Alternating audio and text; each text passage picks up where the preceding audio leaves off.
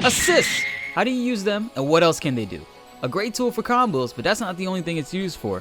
What's up guys, Blitz here today bringing you another Dragon Ball FighterZ tip video, and today we're going to be talking about assists and the different ways you can use them. In Dragon Ball FighterZ, this game is filled with mechanics and tools for us players, but there's still many that we don't know about.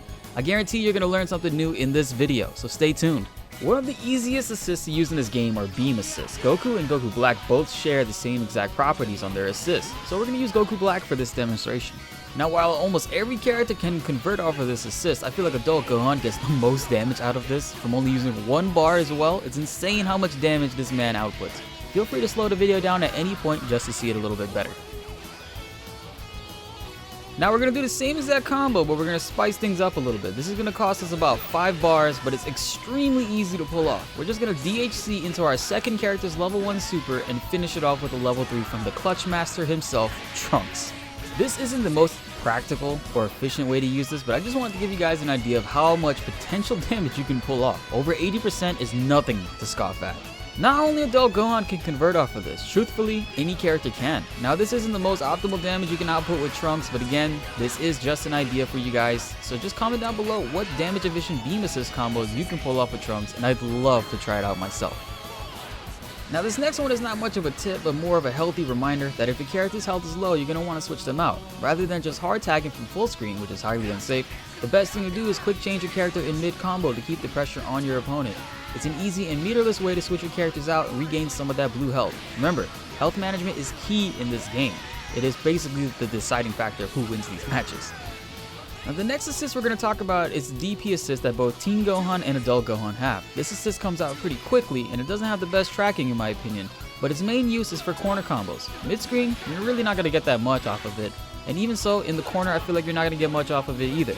But it's not impossible to link, it's just very inconsistent. There still are a couple characters that benefit greatly from Gohan's assist, but I'm going to be talking about one of them, and that is Android 16. Right after you aerial powerbomb an opponent with Android 16, Gohan can DP them back into the air and you can continue to link another combo. This powerhouse behemoth can rack up some crazy damage with Gohan on his team, over 5k without any bar. I'm sure there are more optimal combos you can pull off, but this is just one of the many that comes to mind.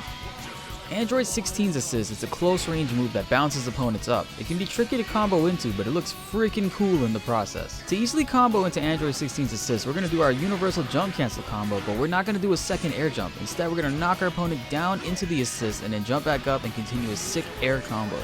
Now if you double jump before Android 16's assist, you can still connect the combo, but it gets a little bit tricky. We're going to have to change our jump direction and continue the combo as best as we can. This looks pretty cool, but for characters like Gohan, the issue is we cannot connect the super without it being a level 3 once we get the hard knockdown. However, we can bypass that issue by utilizing an input not mentioned in this game by the tutorial. Instead of DHCing into another character's super, we can simply call in our assist character to do a level 1 super and switch them in. This is actually done by inputting half circle forward and the assist button. It's a common misconception on a lot of YouTube channels that you have to input quarter circle forward, but it is indeed half circle forward for the level 1 super and half circle back for the level 3 super. You're going to want to practice this a lot, but be careful depending on which character's level 3 or 1 you decide to use. Like for example, Trunks' level 3 will whiff, but his level 1 will connect because it does travel full screen. Practice this a lot and make sure you know which character's super you're going to want to use. Assist can be used during block strings to enhance pressure. Trunks' assist hits once, and the block stun properties of his assist allows you to Dragon Rush a blocking opponent, whereas other multi-hitting assists such as Goku Black's Kamehameha, you need to wait until the very end to connect the Dragon Rush. This makes Trunks' assist much better for those moments where your opponent won't stop blocking and you just cannot squeeze a hit in. This doesn't mean you can't use Goku Black's assist during block strings, but just that you need to work on the timing of a Dragon Rush after his block string. I've also noticed that Android 16's assist requires you to wait until the very end before you can actually Dragon Rush. This makes Trunks' assist seem even more amazing for pressure. Mixing in assists during your block strings can lead to some crazy pressure and an awesome corner carry if your opponent is just stuck blocking. Here are some block string examples of using assists to keep the pressure going, as well as stalling for the assist cooldowns to come on back. If you can master this, you will be a terrifying offensive opponent, and I guarantee your enemies will not rematch. And you might get a few disconnects actually.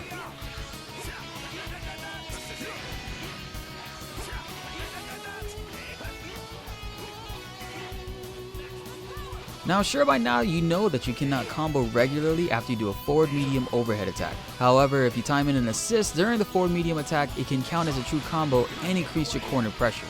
Definitely something you're going to want to learn to do a couple times in a match in order to gain momentum.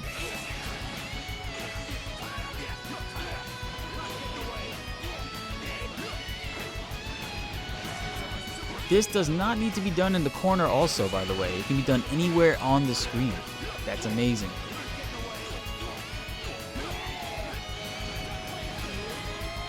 Characters like Yamcha and Kid Buu have lockdown assists. These are multi-hitting assists that hold your opponent in place and forces them to eat a mix-up, where they have to guess whether or not you will attack low or overhead if they are stuck blocking.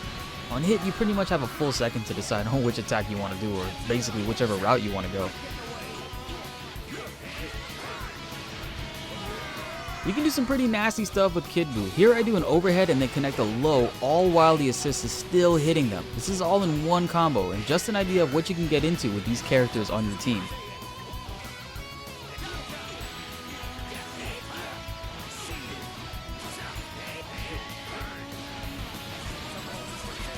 The only downside to Kid Buu's assist is that you cannot combo into his assist. Either mid-screen or in the corner, it just won't work.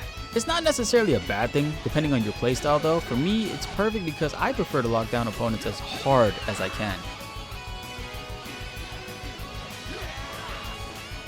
But with Yamcha, this happens to work actually, and pretty well if I might add.